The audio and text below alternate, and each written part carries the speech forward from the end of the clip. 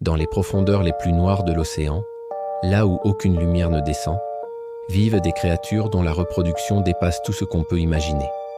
Les plus célèbres, la baudroie abyssale du genre Ceratidae, comme Melanocetus johnsoni, Cryptopsaras quesii ou Haplophrine mollis.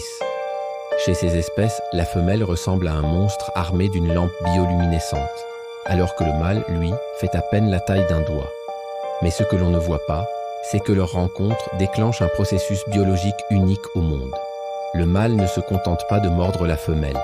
À l'intérieur de sa bouche, des enzymes spéciales dissolvent la peau jusqu'à connecter ses vaisseaux sanguins à ceux de la femelle. Et petit à petit, tout son corps commence à disparaître.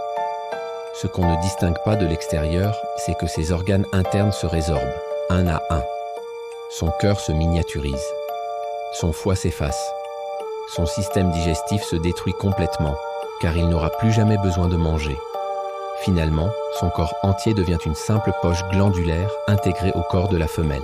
Il perd son cerveau fonctionnel, sa capacité à vivre seul, sa propre identité biologique. La femelle, elle, absorbe le mâle au point qu'il partage son sang et ses nutriments comme un organe interne. Certaines femelles portent jusqu'à 6 ou 8 mâles fusionnés sur leur corps, invisibles au premier regard, mais toujours prêts à libérer du sperme dès qu'elle produit des ovules. Voilà la réalité cachée des baudroies abyssales, des espèces comme Melanocetus, Haplophrine ou Cryptopsaras, qui ont transformé le mariage en absorption totale. Une stratégie extrême née dans les abysses, là où la seule règle est simple, trouver un partenaire ou disparaître pour toujours.